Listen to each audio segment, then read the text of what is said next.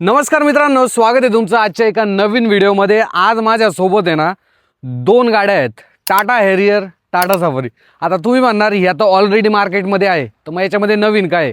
नवीन आहे या गाड्यांमध्ये आलेलं आहे पेट्रोल इंजिन। येस, 1.5 लिटरचं हायप्युरियन जे पेट्रोल इंजिन जे की आपण आधी सियारामध्ये पाहिलेलं आहे, ते इंजिन जर पाहिलं तर थोडंसं ट्युनिंग जे आहे ते वेगळं असणार आहे, पॉवर फिगर थोडीशी जास्त आहे।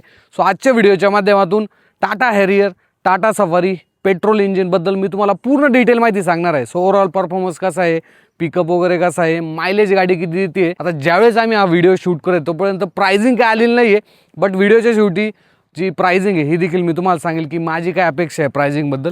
सो चला आपण व्हिडिओला सुरुवात करूया। तर मित्रांनो, समोर आहे टाटा हॅरियर पेट्रोल इंजिनमध्ये। आता या गाडीमध्ये चेंजेस फक्त मी तुम्हाला सांगणार आहे बरं का, कारण की ओव्हरऑल डिझाईन जर पाहिलं ना सेम आहे जसं की आपण आधीच्या डिझेल हॅरियरमध्ये पाहिलेलं आहे।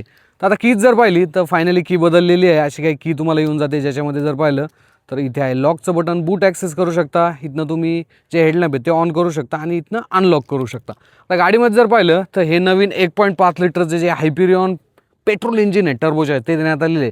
पॉवर फिगर जर पाहिली 170 PS 280 न्यूटनमीटरचा जो टॉर्क आहे ही गाडी जी आहे ते जनरेट करते। आता महत्त्वाची गोष्ट, टाटा मोटर्सने थोडंसं फिट अँड फिनिश लेवलवरती लक्ष देणं गरजेचं आहे बरं का, कारण की जर पाहिलं ना हा जो स्टड आहे ना हा बेसिकली ज्यावेळेस आम्ही इथे लावायचा प्रयत्न करत होतो तर इथे ज्या होल आहे ना हा तर इथे अलाईन होत नाही आहे। मी तुम्हाला थोडक्यात दाखवतो बरं का। आता समजा इथनं काढलं, ओके, मी कॅमेरा सेट करतो। आता हे बघा, तर मला इथे बसवायचं आहे ना तर हे जातच नाही इथे, म्हणजे ॲक्च्युली याला थोडासा बेंड झालेला आहे।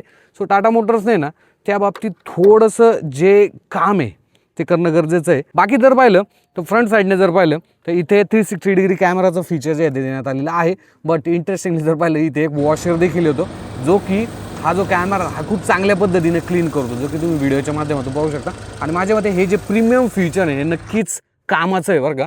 त्यानंतर दुसरा चेंज जर पाहिला तर इथे जर पाहिलं तर जो IRVM आहे त्याच्यामध्ये जर पाहिलं कॅमेरा देण्यात आले। येस, याच्यामध्ये जर पाहिलं तर कॅमेरा येऊन जातो आणि तो डॅश कॅमचा देखील काम करतो आणि मागच्या साईडला सुद्धा डॅश कॅम देण्यात आलेले बरं का, तो देखील मी तुम्हाला सांगतो। आणि सोबतच हा जो नवीन कलर आहे हा देखील कंपनीचा जो होतो हॅरियर सोबत दिलेला आहे। आणि हे व्हेरियंट जर पाहिलं तर फिअरलेस अल्ट्रा जे व्हेरियंट आहे असणार आहे, ज्याच्यामध्ये जर पाहिलं तर हे जे चेंजेस आहे तुम्हाला पाहायला भेटतात। साईड प्रोफाईलमध्ये जर पाहिलं तर असं काही मेजर चेंज तुम्हाला कुठल्याही या गाडीमध्ये पाहायला भेटणार नाही आहे। 18 इंचचे जे अलॉय व्हील आहेत हे तुम्हाला या ठिकाणी पाहायला भेटतात, जे की ओव्हरऑल रोड प्रेझेन्स वगैरे जर पाहिला किंवा गाडीवरती चालण्याची जी पकड आहे ती देखील चांगली या गाडीची होऊन जाते। 235 60 18चा जो टायर प्रोफाईल आहे हा तुम्हाला इथे मिळून जातो।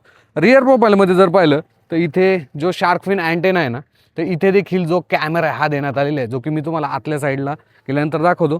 प्लस हा जो कॅमेरा आहे ना रिअर साईडचा तर इथे देखील वॉशर देण्यात आलेला आहे आणि जो एकदम प्रॉपर पद्धतीने बाहेर वॉशर येतो आणि हा जो कॅमेरा हा क्लीन करतो। माझ्यामध्ये हे एक प्रीमियम जे फीचर आहे ना हे नक्कीच कामाचं आहे बरं का।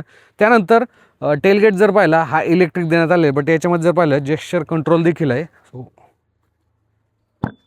येस, क्या बात आहे, पहिल्या अटेम्प्टमध्ये टेलगेट ओपन होऊन गेला।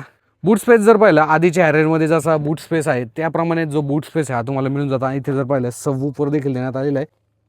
ओके, इथे जर पाहिलं खालच्या साईडला स्पेअर व्हील देण्यात आलेला आहे आणि इथनं तुम्ही जो बूट आहे हा क्लोज करू शकता। ओके, सीट जर पाहिलं व्हेंटिलेटेड आहे, आधी देखील येत होते। इथे मेमरी फंक्शन तुम्हाला मिळून जातं, व्हेंटिलेटेड बटन इथे आहे। 6 वे ॲडजस्टेबल जे सीट्स आहेत जे की आत्ता ऑपरेट होत नाही आहे, का बरं ऑपरेट होत नसेल, पूर्णपणे मागे गेलं। ओके, याला वेलकम फंक्शन येतं बरं का, त्यामुळे सीट आहे ना एकदम त्याच्या मागच्या पोझिशनला जाऊन जातं आणि ज्यावेळेस तुम्ही आतमध्ये बसता, येस, आणि ज्यावेळेस मी डोअर क्लोज करतोय, हां येस, सीट जे आहे ते त्याच्या एक्झॅक्ट पोझिशनिंगवरती आलेलं आहे। गाडी स्टार्ट करूया आपण। बाकी steering wheel as it is same आहे। नवीन जी स्क्रीन आहे जे की आपण हॅरियर EVमध्ये पाहिली होती 14.5 इंचेसची असणार आहे।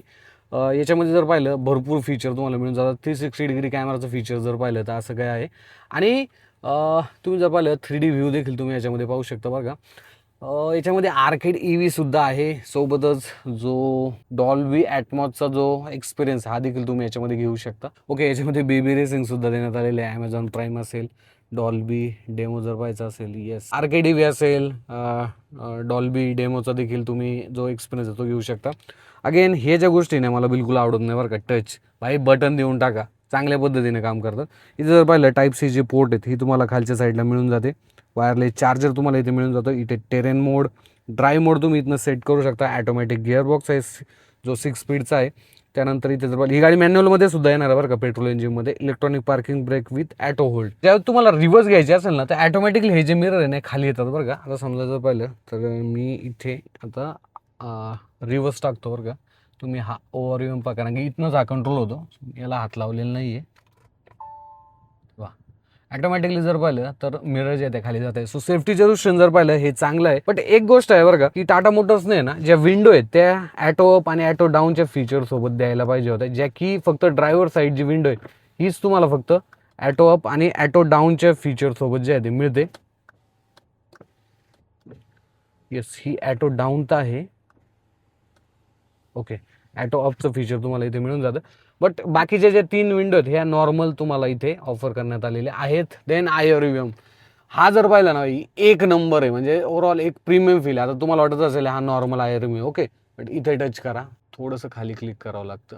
सो असा आला फ्रंटचा व्ह्यू. फ्रंट साईडला जो कॅमेरा आहे जो की इथे माउंट करण्यात आलेला आहे, इथे आयरिव्हमच्या मागच्या साईडला आहे. सो हा डॅश कॅमचं देखील काम करतो. तुम्ही फ्रंट आणि रिअर एकाच वेळेस पाहू शकता. तुम्हाला जो सनरूफ आहे पॅनोरामिक सनरूफ तुम्हाला इथे मिळून जातो.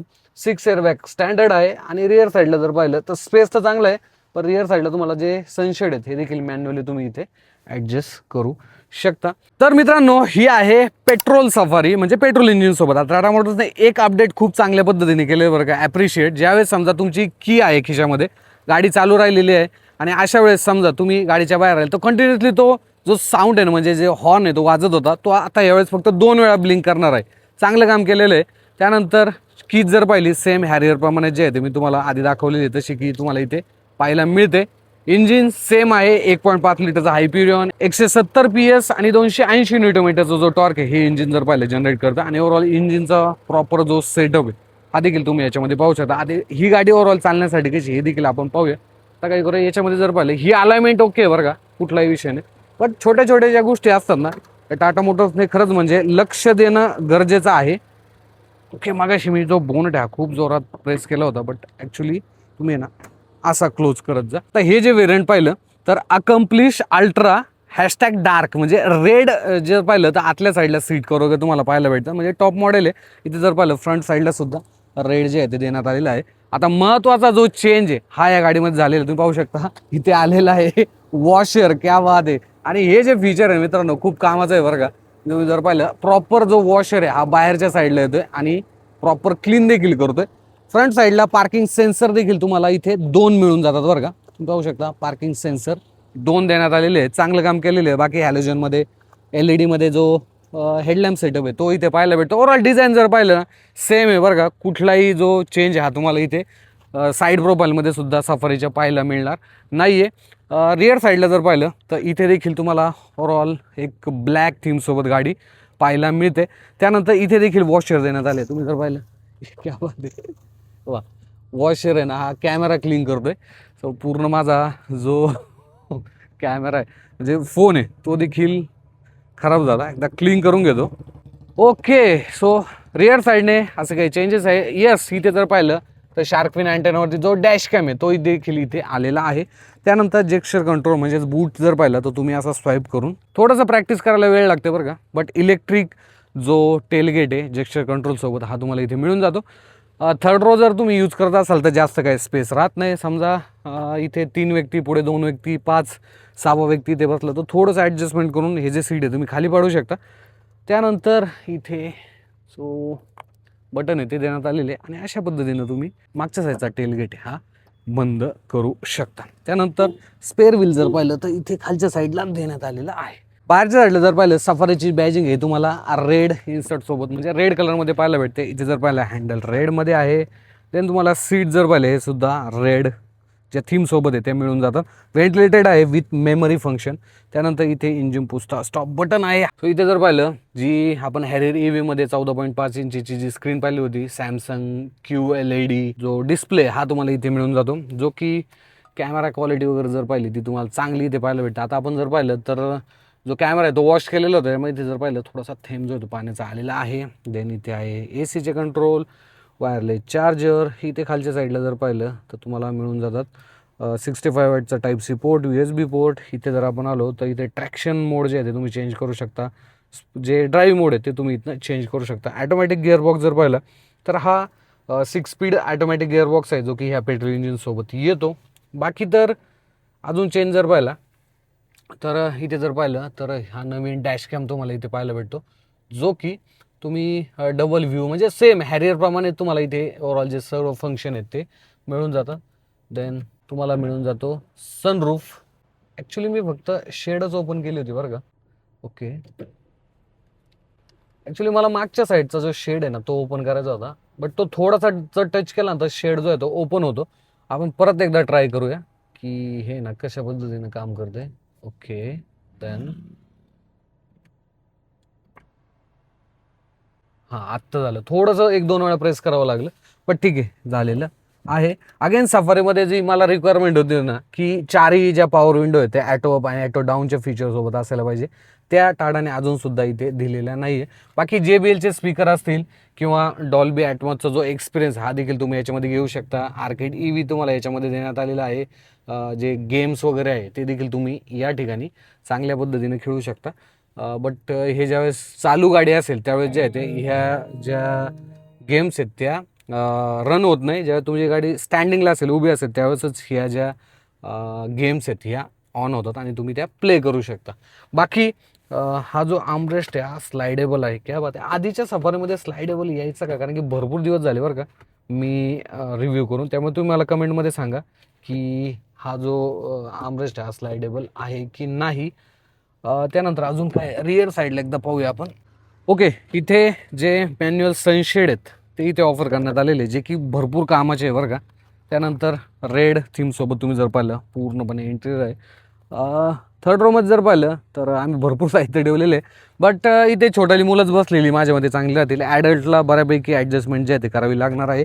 1 लिटरची बॉटल, इथे देखील स्पेस, चांगलं जे स्पेस मॅनेजमेंट आहे हे तुम्हाला या गाडीमध्ये पाहायला मिळतं. आता हे पहा, गाडीमध्ये जर पाहिलं 2 वेळा हा ब्लिंक होतो, त्यानंतर परत ब्लिंक होत नाही कारण की कीज माझ्या खिशात आहे. आता गाडीमध्ये जर पाहिलं भरपूर दिवसापासून, म्हणजे जेव्हापासून सफारी 2021ला आली बरं का भारतीय मार्केटमध्ये आणि 2019ला हॅरियर आली, तेव्हापासून लोक या गाडीमध्ये पेट्रोल इंजिनची मागणी करत होते. बट फायनली टाटाने जर पाहिलं पेट्रोल इंजिन या गाडीमध्ये दिलेलं आहे. तर मित्रांनो आता आपण चालवतोय हॅरियर. एक मला फरक एवढा जाणवला नाही या गाडीमध्ये की सफारीपेक्षा ही गाडी आहे ना जास्त स्टेबल आहे, जास्त पिकअप या गाडीमध्ये भेटतो बरं का. ऑब्विसली सफारी जर पाहिली मोठी गाडी आहे, तिचं वजन जास्त आहे, सो तिथे तो एक हॅरियरला प्लस पॉईंट जो आहे तो मिळून जातो बरं का. आणि 6 स्पीडचा जो ॲटोमॅटिक गिअरबॉक्स आहे ना हा देखील त्या सफारीच्या तुलनेमध्ये थोडंसं जे शिफ्टिंग आहे ना याचं ते खूप चांगल्या पद्धतीनं होतं, प्रॉमिनंट आहे. त्यामुळे अशा ज्या ट्रॅफिकच्या एरियामध्ये इथे तुम्हाला स्लो स्पीडला सुद्धा जो हा गिअरबॉक्स आहे हा चांगल्या पद्धतीनं काम करणार आहे. आणि लोअर RPMला सुद्धा आहे ना तुम्ही जर पाहिलं तर एक अराउंड 700 ते 800 जे RPM आहे हे आत्ता मला इथे दाखवते. आणि माझं स्पीड जर पाहिलं एकदम स्लोमध्ये, म्हणजे मी 6 ते 7चं जे स्पीड आहे हे मला आता इथं मी घेतोय.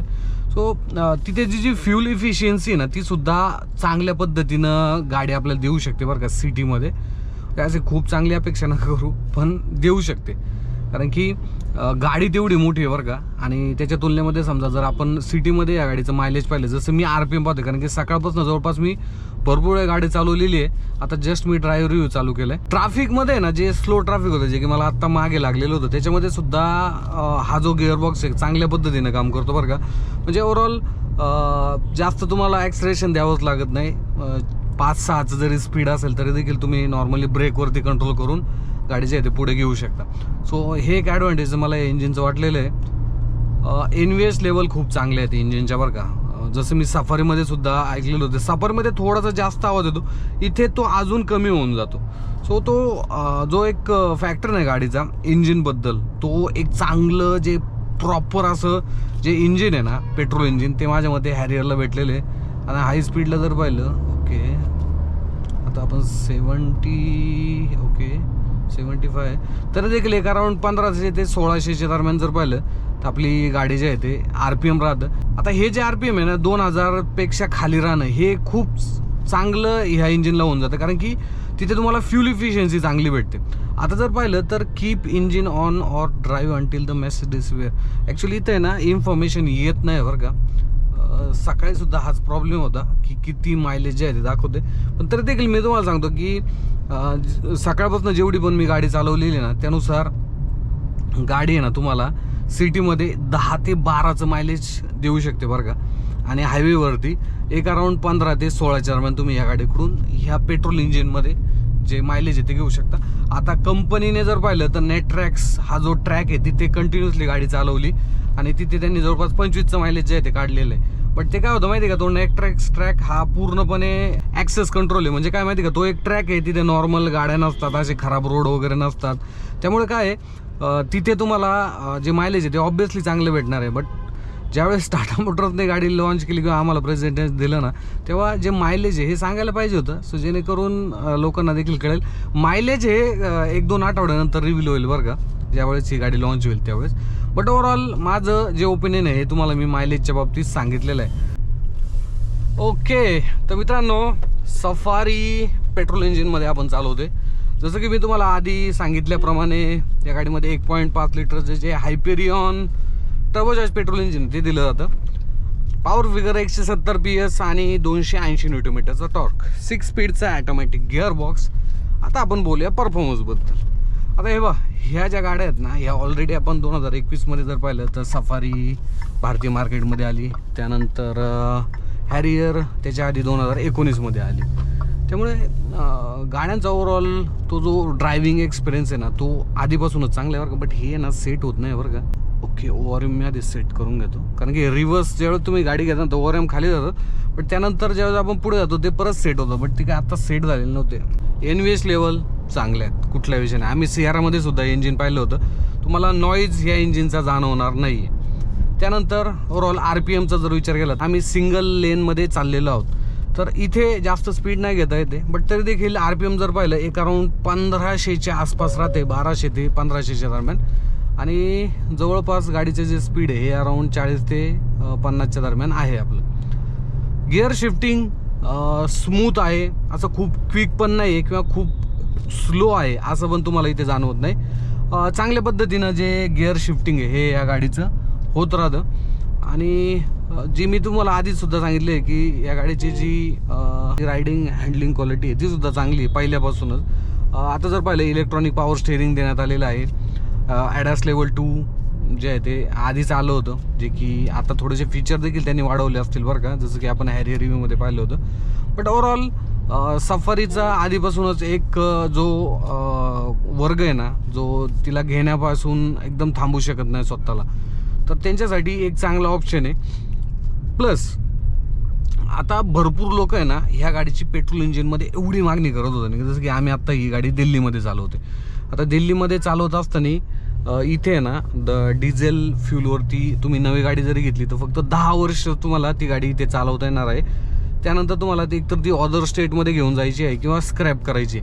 त्यामुळे ह्या एरियांमध्ये ना ह्या गाड्यांची म्हणजे भरपूर लोक मागणी करत होते. किंवा ज्यांचं रनिंग कमी आहे ना, म्हणजे मंथली नाही का फक्त एक अराऊंड 1-1.5 हजार किलोमीटर रनिंग आहे, तर मग ते डिझेलकडे जाता त्यांचं देखील एक ओपिनियन असतं की आम्हाला पेट्रोल इंजिन पाहिजे.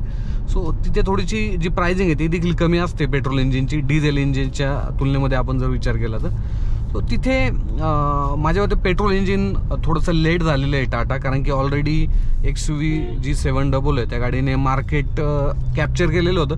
बट इथे ना म्हणजे साईज कमी आहे इंजिनची आणि ओव्हरऑल मायलेज देखील तुम्हाला ही गाडी जी आहे ते चांगलं देऊ शकते बरं का. आता जर पाहिलं आम्ही सिटीमध्ये चाललेलो आहे, ऑलमोस्ट मी आत्ता गाडी जर स्टार्ट केलेली आहे तरी देखील मला एक अराऊंड 10.8चं जे मायलेज आहे इथे दाखवते. त्यामुळे मायलेजचा जर विषय आला तरी देखील ॲटोमॅटिक गिअरबॉक्स आम्ही आता चालवतो आहे. मॅन्युअल चालवण्याचा जो योग आहे हा काय आम्हाला आलेला नाही आहे. त्यामुळे ओव्हरऑल सिटीमध्ये चालवण्यासाठी सुद्धा हा जो ॲटोमॅटिक गिअरबॉक्स आहे हा जास्त काय लॅग नाही आहे किंवा खूप क्विक शिफ्टिंगसुद्धा नाही आहे, एकदम चांगल्या पद्धतीनं चालतो. आणि जे पण मी आधी सांगितलेलं आहे की ज्यांचं रनिंग कमी आहे त्यांना पेट्रोल इंजिन घ्यायची आहे गाडी, सो माझ्या मते त्यांच्यासाठी जो टाटाचा ऑप्शन आहे म्हणजे टाटाने जर पाहिलं तर एक ऑप्शन जो आहे तो उपलब्ध करून दिलेला आहे. बाकी ओव्हरऑल विजिबिलिटी सफारीची आधीपासूनच चांगली आहे, नो डाऊट. तुम्हाला जो ओव्हरऑल व्ह्यू आहे खूप चांगला भेटतो. त्यामुळे तो जो मायलेज तुम्हाला सिटीमध्ये सुद्धा जर पाहिलं ना तर ही गाडी चांगलं देऊ शकते बघा. एक अराऊंड 9 ते 11च्या दरम्यान तुम्ही सिटीमध्ये सुद्धा ह्या गाडीकडून जे मायलेज आहे ते घेऊ शकता. आता तुम्ही बाकीचे व्हिडिओ पाहिले असतील बरं का मायलेजचे वगैरे.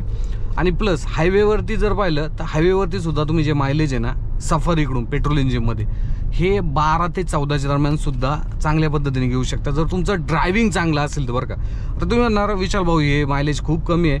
हे बा गाडी पण तेवढी मोठी आहे, गाडी वजनदार आहे आणि 7 सीटर समजा 7 लोक जरी या गाडीमध्ये बसले तर तिथे तुमचं मायलेज जे आहे ते कमी होऊन जातं. कारण की इंजिनवरती तेवढा लोड येतो, गाडी पुढे घेऊन जायची असते. सो मग एवढं मायलेज जे आहे ते तुम्ही कन्सिडर करू शकता. बट तुम्ही खूप जास्त जर अपेक्षा करत असाल की 1.5 लिटर आहे तर मग अजून चांगलं मायलेज जे आहे ते गाडी देईल, तर असं नाही आहे. कारण की इथे काय होतं माहिती आहे का, गाडी मोठी असल्यामुळं वजन जास्त असल्यामुळं तुम्हाला जे मायलेज आहे हे मी जे सांगितलेलं आहे सिटीमध्ये 9 ते 11च्या दरम्यान आणि हायवेवरती एक 12 ते 14च्या दरम्यान तुम्ही विथ फुल लोड बरं का, मी तुम्हाला फुल लोड सांगतो. म्हणजे समजा गाडीमध्ये एक 5 ते 7 व्यक्ती जर बसलेले असतील तर चांगल्या पद्धतीनं तुम्ही या गाडीकडून मायलेज देखील घेऊ शकता. इंजिन परफॉर्मन्स चांगला आहे, ब्रेकिंग गाडीची चांगली आहे. ओव्हरऑल 19 इंचेसचे जे अलॉय व्हील येतात ते सुद्धा गाडीमध्ये जर पाहिलं एक चांगल्या पद्धतीनं रोडवरची जी पकड आहे ती चांगली आहे गाडीची. आम्ही दोन्ही गाड्या जर पाहिल्या आज दिवसभर चालवलेल्या आहेत. हे पहा ज्यावेळेपासून या गाड्या लॉन्च झाल्या होत्या तेव्हापासून पेट्रोल इंजिनची मागणी भरपूर लोक करत होते. फायनली टाटाने जे आहे ते एक चांगलं पेट्रोल इंजिन माझ्या मते या गाड्यांमध्ये दिलेलं आहे. बट एक गोष्ट आहे की हे पुढच्या काही काळामध्ये कसा परफॉर्मन्स करते, ओव्हरऑल याचा मेंटेनन्स कसा आहे ते पाहावं लागेल. बट आम्ही आत्ता दिवसभर जी गाडी चालू आहे त्याच्यामध्ये जर पाहिलं तर ओव्हरऑल इंजिन NVH लेवल चांगले, म्हणजे इंजिनचा आवाज वगैरे जर पाहिला तो बऱ्यापैकी कंट्रोलमध्ये आहे. जो ॲटोमॅटिक गिअरबॉक्स आम्ही ड्राईव्ह केलेला आहे त्याचं जे शिफ्टिंग आहे ते मला हॅरियरमध्ये खूप चांगल्या पद्धतीने जाणवलेलं आहे. सफारीमध्ये जर पाहिलं थोडंसं लेट शिफ्टिंग वाटतं, बट ओव्हरऑल तुम्हाला तो जो फील आहे तो जाणवणार नाही आहे. प्रायझिंगचा जर विषय आला तर एक अराऊंड आता सध्या जर पाहिलं तर 14 लाख एक शोरूम जे आहे ते हॅरियरचं जे बेस मॉडेल ते विकलं जाते. सो माझ्या मते 1 लाख रुपये समजा त्याच्यामध्ये आपण कमी देखील धरले तर 13 लाखापासून या गाडीची जी एक शोरूम प्राईज आहे ती चालू होऊ शकते. टाटा मोटर अजून चांगल्या पद्धतीनं प्रायझिंग जे आहे ते ठेवू शकते. सफारीच्या बाबतीत देखील जे सफारीचं बेस मॉडेल त्याच्यापेक्षा 1-1.5 लाखाने जी किंमत आहे ती या गाड्यांची जे आहे ते पेट्रोल इंजिनमध्ये कमी असू शकते. बाय द वे पूर्ण डिटेल जे आहे ते प्रायझिंग तुम्हाला डिस्क्रिप्शनमध्ये पाहायला भेटेल. कारण की ज्यावेळेस आम्ही हा व्हिडिओ शूट करतोय तेव्हा प्रायझिंग जे आहे ते आलेलं नाही आहे. बाकी तुमचे या 2 गाड्याबद्दल काय ओपिनियन, तुमचे काही प्रश्न राहिले असतील तर कमेंट बॉक्समध्ये विचारा. भेटूया पुढच्या असाच एका नवीन व्हिडिओमध्ये. धन्यवाद.